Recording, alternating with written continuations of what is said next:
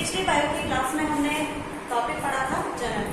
उसके अंतर्गत हमने पढ़ा था पौधों में जनन दो प्रकार का होता है और एक पढ़ा था अलैंगिक और एक लैंगिक। अलैंगिक जनन में भी हमने आपको विभिन्न प्रकार की विधियां बताई थी।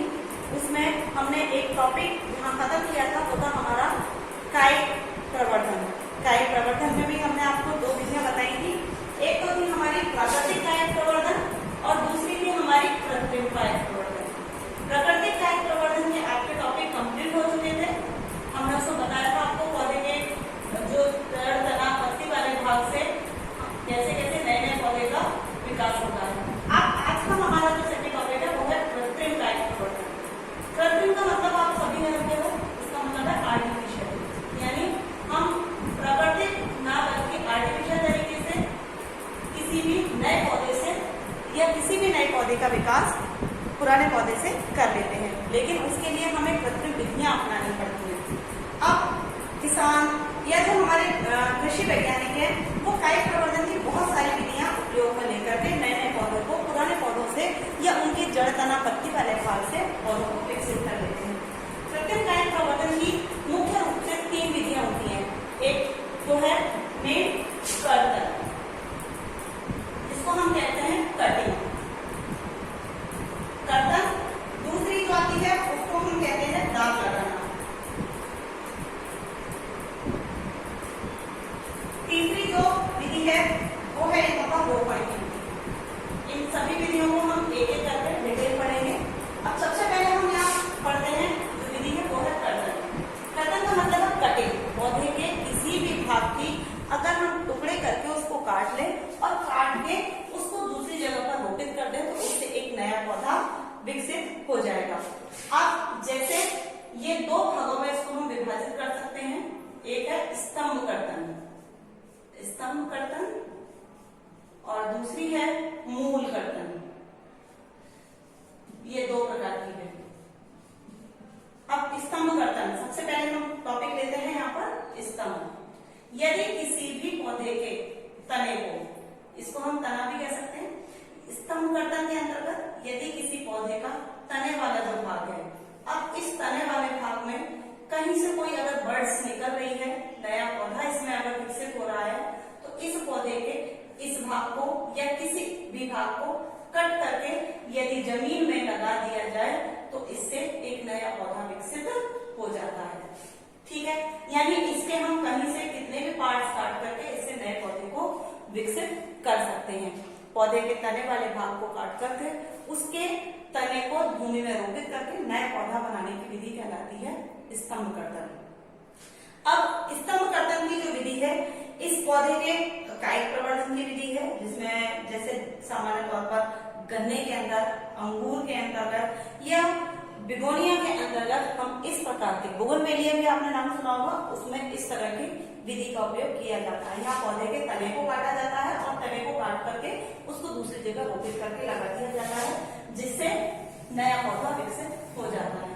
अब बारी आती है मूल कर्तन की। मूल कर्तन, यदि कोई बड़ा वृक्ष या बड़ी कोई शाखा वाला कोई पौधा है और इस पौधे में जनरली तौर पर शाखाएं निकल रही हैं, आराम से उग रहा है और इसकी जड़ यदि जमीन में से फूट करके निकलती रहती है, तो हम इसकी किसी भी मूल के भाग को यदि हम कट करके यहाँ से और दूसरी जगह इसको रोपित कर दें तो इससे एक नया पौधा कुछ समय के पश्चात विकसित हो जाएगा। इस विधि को हम क्या कहते हैं? मूल कर्तन विधि।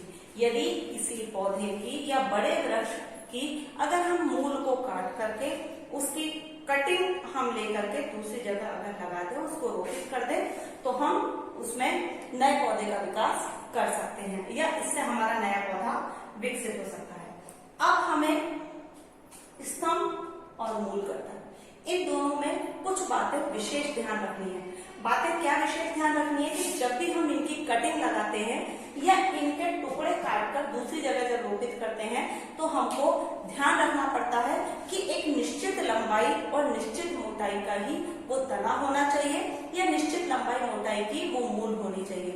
यदि हम पतले से तने को या ऐसे तने को ले लेंगे जो पहले से ही अल्प विकसित है तो उससे नया पौधा पौधा विकसित नहीं होगा। इसलिए ये आवश्यक है कि उसकी जो समयावधि हो या उसकी जो आयु हो वो निश्चित हो और वो पूर्ण रूप से परिपक्व हो। साथ के साथ उसको उगाने के दौरान हमें उसमें ये ध्यान रखना पड़ता है कि हमें कितने बड़े उसके टुकड़े लेने हैं, यानी उसकी लंबाई के लिए।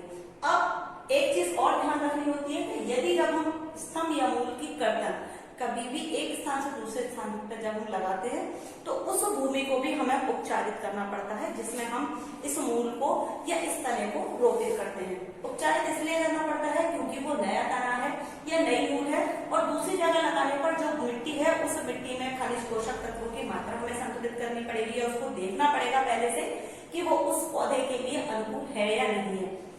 और इससे पहले जिस पौधे की शाखा या स्तंभ को हम काटते हैं तो काटने के बाद यहाँ से इस स्तंभ को हम एक हार्मोनल या हम कह सकते हैं ऑक्सिन और साइटोकाइनिन, दो प्रकार के जो हमारे जो हार्मोन्स हैं, पादप हार्मोन, उनका इन पर छिड़काव कर देते हैं, जिससे इनको मूल निकलने में या कोशिका विकसित होने में आसानी रहती है। कौन कौन से हार्मोन है? एक तो है हमारा ऑक्सिन हार्मोन और दूसरा है साइटोकाइनिन हार्मोन।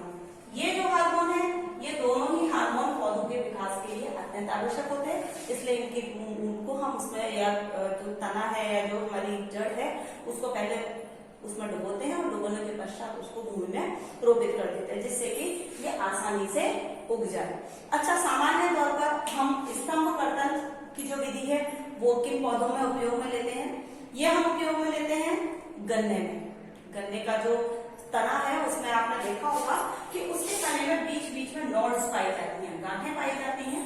यदि इसके इन वाले भागों को इसको काट के जमीन में रोपित कर दें तो इससे हम नए पौधे का विकास कर सकते हैं। जो नोड्स वाला जो भाग है वहां से नया पौधा निकल जाएगा।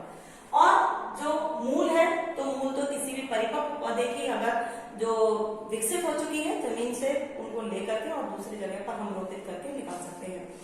अब स्तंभ कर्तन की जो विधि है वो सामान्य तौर पर किस किस में, जैसे अंगूर है और बुगनवेलिया है, गन्ना है, गुलाब है, इनमें उपयोग में ली जाती है। गुलाब के पौधे आपने देखे होंगे, आपके गार्डन में आपने लगा भी रखे होंगे।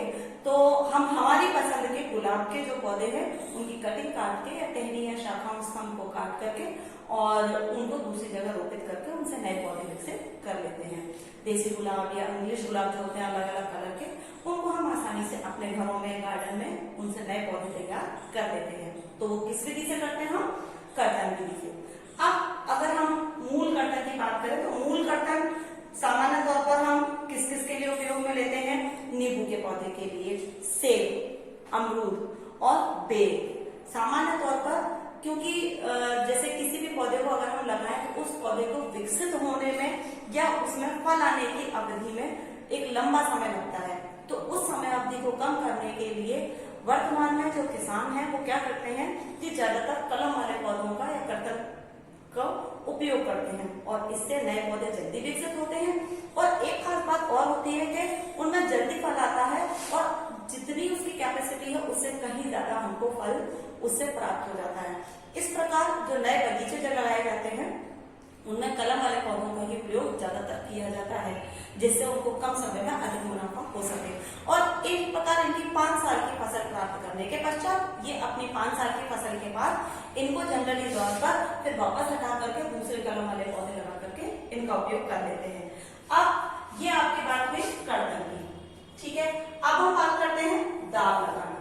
दाब लगाना किसको कहते हैं? दाब, अब कुछ पौधे आपने जनरली अपने आसपास या कभी किसी गार्डन वगैरह में आपने देखे होंगे कि कुछ पौधों की जो शाखाएं होती हैं, जैसे जनरली कोई पौधा अगर लगा हुआ है तो उसकी शाखा में जड़ें निकलती रहती हैं पत्तियों के साथ साथ। कुछ भाग ऐसे भी होते हैं जहां पर इनमें मूल निकलती रहती हैं शाखाओं वाले भाग से, तने से। तो इस प्रकार के जो पौधे हैं, यदि इन पौधों की हम आसानी से दूसरे पौधे इनसे आसानी से तैयार कर सकते हैं। यदि कोई एक पौधा ऐसा है जिसकी लंबी शाखा है और शाखा के बीच बीच में तने पर नई नई बर्ड्स निकली हुई हैं और नई शाखाएं निकली हुई हैं, तो उसके मूल वाला जो भाग होगा उसको हम क्या करते हैं, खींच के लंबा कर लेते हैं और लंबा करके उसको जमीन पर टच कर या जमीन से दबा देते हैं, जिससे उसके जमीन के जो खनिज पोषक तत्व हैं उसके मूल तक पहुंच सके। अब इसके ऊपर हम क्या करते हैं, एक मिट्टी की थोड़ी सी लेयर बना देते हैं। अब वो लेयर कम से कम 5 से 8 लगभग सेंटीमीटर की अगर होगी तो ज्यादा अच्छा रहेगा। अब इसको जैसे मिट्टी में दबा देंगे तो जो उसका बर्ड्स वाला जो भाग है, जहां पर इसमें मूल निकली हुई है, उसमें से नया पौधा विकसित हो जाएगा। अब इसको कुछ समय के लिए इस तरह से जमीन के अंदर दबा करके छोड़ दिया जाता है। इसको पौधे से हम अलग नहीं कर रहे, पौधे की शाखा को खींच करके थोड़ा सा जमीन से टच कर देते हैं और उसको थोड़े सा मिट्टी से ये दबा देते हैं। ये मिट्टी है। अब इससे यहाँ से जब हम इसको दबा देंगे तो क्या होगा कि जिन भागों में यहाँ पर जो मूल निकली हुई है वो मिट्टी के अंदर अपनी पकड़ बना लेगी, और मिट्टी के अंदर पकड़ बनाने से क्या होगा कि इसमें पूर्ण रूप से ये पौधा विकसित हो जाएगा। जब ये पूर्ण रूप से विकसित हो जाए तो इसको यहाँ से जमीन से अलग कर लिया जाएगा और इनको तोड़ करके इनसे दूसरी जगह रोपित करके इनसे अलग अलग पौधे बना लिए जा सकते हैं। यानी एक ही शाखा से कई सारे पौधे विकसित किए जा सकते हैं। इस प्रकार की विधि का जो उपयोग है ज्यादातर जो पुष्प या फूल वाले जो पौधे हैं, जैसे हमने मोगरा, आपने सुना होगा, व्हाइट कलर का फ्लावर आता है, बहुत ही खूबसूरत और स्मेल वाला खुशबू वाला जो पौधा होता है, उसमें इसका उपयोग किया जाता है। मोगरा के साथ साथ हम चमेली का इसमें उपयोग करते हैं। चमेली का जो बेल होती है उसमें भी इसी तरीके से हम उपयोग करके नई जो फसलें हैं वो, ये जो नया जो पौधा है वो भी हम उगा सकते हैं। एक और इसका एग्जाम्पल है, वो है स्ट्रॉबेरी। स्ट्रॉबेरी में भी हम ये पद्धति अपना करके इस प्रकार के पौधे प्राप्त कर सकते हैं। यानी दाब लगाना। दाब, इसमें दो तरीके का दाब है। एक तो हम दाब लगाना, टीला दाब विधि आती है। एक और इसमें आती है जिसको हम कहते हैं गुट्टी लगाना। अब ये है टीला दाब विधि। ये कौन सी विधि थी? टीला दाब विधि। टीला दाब इसलिए क्योंकि यहाँ पर हमने क्या किया है, थोड़ा सा मिट्टी का एक छोटा सा टीले बना करके उसके अंदर इसके मूलों को दबाया है और फिर इससे नए पौधे को विकसित किया है। ये विधि हम मोगरा, चमेली और स्ट्रॉबेरी वाले पौधों में उपयोग में लेते हैं। कई बार अपस्थानिक जड़ों के निर्माण की जो गति बढ़ती है तो उसके साथ, जैसे कई बार कुछ पौधे ऐसे होते हैं जिनमें मूल पूर्ण रूप से नहीं निकली हुई होती, जैसे इसमें, तो हम क्या करते हैं कि जो पेड़ की जो यहाँ पर हल्की सी जो टहनी है उसमें हल्का सा कट लगाते हैं। अब वो कट इस तरीके से लगा देते हैं, उल्टे वी के शेप जैसा, जिससे पौधे की मूल निकलने में सुविधा है, और फिर उसको जमीन के अंदर गाड़ते हैं। इससे क्या होगा कि जो मूल है पौधे की वो जल्दी खनिज, मिट्टी के अंदर उपस्थित खनिज पदार्थ या अकार्बनिक पोषक तत्वों को अच्छे से अवशोषित कर लेगी और मूल जल्दी से इसमें विकसित हो जाएंगे। ठीक है। अब उसके बाद आती है यहाँ पर दाब लगाने में, टीला दाब के बाद दूसरी जो विधि आती है वो आती है गुट्टी लगाना। गुट्टी लगाना, गुट्टी कैसे लगाते हैं? ये अभी तक तो हमने जो प्रोसेस पढ़ी थी, ये हमने पढ़ी पौधे में जो छोटे पौधे हैं या उनको अलग करके उनके अलग तरीके से। अब गुट्टी वाला जो प्रोसेस है यहाँ पर वो बड़े बड़े वृक्षों में उपयोग में लिया जाता है। बड़ा वृक्ष जैसे अमरूद का है, अनार का है, नारंगी का है या लीची का है, इस तरह के पौधों में इस विधि को अपनाया जाता है। अब इस विधि को कैसे अपनाते हैं ये मैं थोड़ा सा आपको प्रोसेस बता देती हूँ। आपने बड़े बड़े वृक्ष देखे होंगे। अब आप सोचो कि यदि किसी भी बड़े वृक्ष को हम जब जमीन में रोपित करेंगे तो उसको लगभग बड़ा होने में ही सालों लग जाएंगे। अब अगर पौधे को बड़ा होने में ही सालों लग रहे हैं तो आप सोचो कि उसमें जो फल है वो कितने लंबी अवधि बाद रहेगा। अभी जैसे मैं एग्जाम्पल की बात करूँ आपके सामने, आम का पेड़, एक किसी भी आम के पेड़ को अगर आप बगीचे में लगाते हो तो आपने ये देखा होगा कि उसमें इतनी जल्दी से फल नहीं आ सकता, उसमें फल आने में समय लगता है। तो हम क्या करते हैं, ज्यादातर बाग बगीचे जब लगाते हैं तो बाग बगीचे लगाने के दौरान इस चीज का विशेष ध्यान रखते हैं कि पौधे में जो कलम वाले पौधे लगाए जिससे हमें कम समय में फल मिले। अब एक अगर हमने आम की गुठली लगाई और उससे एक नया पौधा बना तो आप सोचो कि एक नए पौधे आम के लगने में लगभग 5 साल का समय उसकी वृद्धि में लगेगा और 5 साल की अवधि के बाद उसमें फल आएगा। अब 5 साल की अवधि तक इंतजार कर पाना पॉसिबल नहीं है, तो इसलिए क्या किया जाता है कि किसी भी पौधे को हम आसानी से उसकी नया पौधा प्राप्त करने के लिए इस गुट्टी विधि का उपयोग करते हैं। ये माना कि कोई एक वृक्ष है, इस वृक्ष की हम इस शाखा को लेते हैं, इस शाखा की ऊपर से थोड़ी सी छाल को हटा दिया जाता है। अब छाल को यहाँ से हटा करके इसमें कट लगा देते हैं। जैसे ये शाखा है तो इसमें यहाँ से कट लगा दिया। अब कट लगा करके यहाँ पर थोड़ी सी गीली मिट्टी लगा देते हैं और रुई या गीला कपड़ा उसके सपोर्ट पे लगा करके इसको चारों तरफ से लपेट देते हैं और चारों तरफ से इसको कपड़े से यूं लपेट करके क्या करते हैं, किसी धागे से बांध देते हैं। अब क्योंकि यहाँ पर हमने इसमें शाखा में ये गीला कपड़ा लगा करके इसको लपेटा है, तो आप देखोगे कुछ समय के पश्चात क्या होगा, ये जो कपड़ा है वो धीरे धीरे करके सूख जाएगा और इसकी मूल निकलने के लिए इसको यहाँ पर कुछ भी साधन नहीं मिलेगा। इसलिए हम क्या करते हैं, इसके लिए यहाँ पर ऊपर वाली शाखा को चुनते हैं और ऊपर वाली शाखा पर धागे से कोई बर्तन ऐसा लगा देते हैं जिसमें छेद करके उसको धागा या उससे रस्सी लेकर के उससे उस गीले कपड़े पर लपेट देते हैं कि अगर मटके में से जो पानी है वो धीरे धीरे रिसेगा और ये धागे से इसके ऊपर लिपटा हुआ जो कपड़ा है उसके अंदर की नमी बनी रहेगी, जिससे यहाँ पर जो पौधे हैं उनके कोशिकाओं के विभाजन के लिए, मूलों के विकास के लिए उनको नमी मिलती है। अब यहाँ पर कुछ समय के पश्चात यानी 4 से 8 सप्ताह के पश्चात लगभग, अब हम ये अंदाजे से मानते हैं कि 4 से 8 सप्ताह का समय सफिशिएंट होता है किसी भी पौधे की तने में से मूल के विकसित होने के लिए। उसके पश्चात यहाँ से इसको हटा देते हैं हम और देखते हैं कि इसमें मूल आ जाती है। अब इसकी जो मूल विकसित होगी उस मूल वाले भाग से इसको अलग करके कट करके दूसरी जगह लगा देंगे, जिससे एक नया पौधा वापस से विकसित हो सकता है। इस गुट्टी वाली विधि का उपयोग ज्यादातर अमरूद, अनार, लीची जैसे पौधों के लिए किया जाता है। तीसरी जो विधि है वो है हमारी रोपण की, रोपण जिसको हम कहते हैं ग्राफ्टिंग। ग्राफ्टिंग की विधि यहाँ पर दो तीन तरीके की आपके दे रखी है। सबसे पहले यहाँ पर आती है आपके इसमें रोपण की विधि में पतझड़ विधि, और एक है आपके इसमें जीवा विधि, जीवारोपण विधि। ठीक है, अब इसमें रोपण में एक चीज हमें सबसे मेन जो है वो है ये है ध्यान रखने की कि इसमें पौधे के 2 भाग मिलते हैं। एक भाग होता है इसका स्कंद और दूसरा होता है इसका कलम वाला भाग।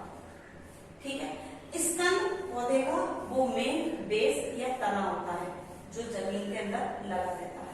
ठीक है, और जो कलम है वो इसके ऊपर वाला भाग, यानी इसके ऊपर का भाग जो हम इस पर दूसरे पौधे का रोपित करते हैं, ये कहलाता है कलम और ये कहलाता है स्कंद। ठीक है, अब जब हम इसको यहाँ पर रोपित करेंगे या इसके साथ इसको अटैच करेंगे तो ये वाला भाग है स्कंद का और ये है कलम का। इस वाली विधि में अगर हम जो ध्यान में रखने की कि स्कंद जितना मोटा होगा उतनी ही मोटी हम कलम लेंगे और दोनों को विपरीत आकृति में उनको कट लगाते हैं, यानी तिरछा चीरे वाला कट लगाते हैं। इसको हम जीवा विधि भी कहते हैं। जीवारोपण विधि इसलिए कहते हैं क्योंकि इसमें जीव के आकार की संरचना इसमें हम कट लगाते हैं। इसमें 2 भिन्न प्रजातियों के पौधों को समान प्रकार का भी ले सकते हैं या भिन्न प्रजाति के पौधों को भी ले सकते हैं। स्कंद अलग हो और कलम वाला दोनों भाग अलग अलग हो और इनको एक दूसरे के साथ जोड़ दिया जाता है और इनको जोड़ने के पश्चात बाहर से किसी कपड़े या किसी पॉलिथीन से इनको बांध करके कुछ समय के लिए छोड़ दिया जाता है। ऐसे से बांध देते हैं, कुछ समय के लिए छोड़ इसलिए दिया जाता है जिससे कि इसके अंदर वस्कुलर बंडल विकसित हो जाए और वस्कुलर बंडल विकसित होने से इसमें जो कोशिकाएं हैं वो विकसित हो जाए और ये दोनों आपस में जुड़ जाए। और कुछ समय पश्चात यदि हम इसका ये कपड़ा हटा दें या जो पॉलिथीन से हमने लपेटा है तो ये पूरा शाखा और जो तना है वो दोनों एक साथ जुड़ जाते हैं, जिसके जुड़ने से एक नया पौधा हमें प्राप्त हो जाता है। इस विधि का उपयोग हम बहुत सारे पौधों में कर सकते हैं, जैसे अनार में कर सकते हैं, हम अमरूद में कर सकते हैं, आम में कर सकते हैं, नाशपाती में इस प्रकार की विधियों का उपयोग कर सकते हैं। दूसरी इसके अंदर जो विधि आती है वो आती है इसमें यहाँ पर पतझड़ विधि। पतझड़ विधि के अंतर्गत यहाँ पर पौधे में हम एक पौधे की शाखा के अंदर उससे एक से अधिक दूसरे पौधों को रोपित किया जा सकता है। इसमें विधि में जो तना है वो कैसा लिया जाता है, उसका आकार बड़ा होता है, ठीक है। और इसमें जो कलम है वो कम मोटाई की होती है, यानी एक कलम ले सकते हैं हम। इसमें इतने मोटे तने में हमने यहाँ से साइड से केवल एक ही कलम जोड़ी है, जिससे यदि पौधे की बाकी शाखा तो सेम है, हमने एक ही शाखा इसके साथ जोड़ी है। और इसके जोड़ने से क्या होगा कि इस पौधे में एक दूसरे पौधे की शाखा जुड़ने से वैसे ही कोई प्रोसेस हम इसको बांध देंगे और बांध करके एक नया पौधा इससे विकसित हो जाएगा या नया पौधा हमें मिल जाएगा, ठीक है। इसके अलावा इसको हम जो फच्चर विधि है उसमें एक और आती है, इसमें आती है मुकुट विधि। मुकुट जो प्रोसेस है उसके अंतर्गत हम क्या करते हैं कि एक मोटे तने में एक या एक से अधिक नई दूसरी शाखाएं पतली वाली इसके अंदर जोड़ देते हैं, यानी कलम। ये सब क्या है, कलम। अब इनको जोड़ करके हम एक ही स्तन पर दो या दो से अधिक नई शाखाओं को या कलमों को जोड़ करके पौधे विकसित कर सकते हैं। एक लास्ट इसके अंदर जो विधि आती है वो आती है इसमें कलिका विधि। कलिका विधि के अंतर्गत जो स्कंद और जो हमारी कलम है उसमें हम टी आकार की कटिंग करते हैं, यहां से ऐसे ये। तो ये नीचे स्कंद वाले पौधे और इसमें जो भाग आएगा वो कैसा आएगा, ऐसे नुकीला वाला भाग। और इसको इसके अंदर रोपित करके इसको बांध देते हैं, जिससे ये दोनों पौधे आपस में मिल जाएं। इनकी जो मस्कुलर बंडल्स हैं और इनकी जो कोशिकाएं हैं वो विकसित होकर के एक दूसरे के साथ जुड़ जाएं और कलम और स्कंद दोनों आपस में जुड़कर एक नवनिर्मित पौधे का निर्माण करें। ऐसा कई बार दो समान प्रकार की प्रजातियों में भी कर सकते हैं और भिन्न प्रकार की को भी कर सकते हैं। जैसे यदि हम सेब का स्कंद लें और नाशपाती की हम कलम उसके ऊपर लगाएं तो क्या होगा कि जो फल आएगा वो तो सेब का होगा, लेकिन उसके अंदर जो स्वाद है वो नाशपाती का आ जाएगा। या कई बार हम अमरूद वगैरह की जो फसलें हैं उनमें इस तरह के उपयोग करते हैं, या फिर अनार के लिए इस तरह का उपयोग करते हैं। यानी इससे हम एक से अधिक गुणों वाले पौधों को एक साथ या उनकी शाखाओं को एक साथ जोड़ करके नए पौधे विकसित कर सकते हैं। आज के हमारे टॉपिक की कृत्रिम कायिक प्रवर्धन की जो विधि है वो आपके लिए कंप्लीट हुई। इसमें हमने आपको पढ़ी थी कृत्रिम कायिक प्रवर्धन में कर्तन, दाब लगाना और रोपण। कर्तन में हमने पढ़ा था स्तंभ कर्तन और मूल कर्तन, यानी स्तंभ की कटिंग हम कैसे करके नए पौधा प्राप्त करते हैं। मूल कर्तन में मूल की कटिंग से हम कैसे नया पौधा प्राप्त करते हैं। दाब लगाना में हमने दो विधियां पढ़ी थी। एक विधि हमने पढ़ी थी टीला दाब विधि और दूसरी पढ़ी थी गुट्टी, ठीक है, गुट्टी लगाना, जिसमें हमने ये देखा था कि पौधे को हम लंबा तना करके उसको मिट्टी से दबा देते हैं और जिससे मूल निकल आती है तो नया पौधा विकसित हो जाता है। गुट्टी में हमने बड़े पौधे की शाखा ली जिसको हमने कट लगा करके उसमें मूल विकसित करी और उसको दूसरी जगह रोपित करके नया पौधा विकसित किया। रोपण वाली विधि में हमने कई सारी इसकी विधियां पढ़ी थी, जिसमें हमने जीवा विधि पढ़ी, फच्चर विधि पढ़ी, फच्चर में आपने मुकुट और कलिका विधि पढ़ी। इसके अंतर्गत हमने कई सारी विधियों में देखा कि स्कंद और कलम को जोड़ करके हम दो भिन्न प्रजातियों या दो अलग अलग प्रकार की प्रजातियों के जो पौधे हैं उन पौधों को आपस में जोड़ करके नए पौधों का विकास किया। आज का आपका टॉपिक इतना ही है। कल आपका नेक्स्ट टॉपिक होगा वो होगा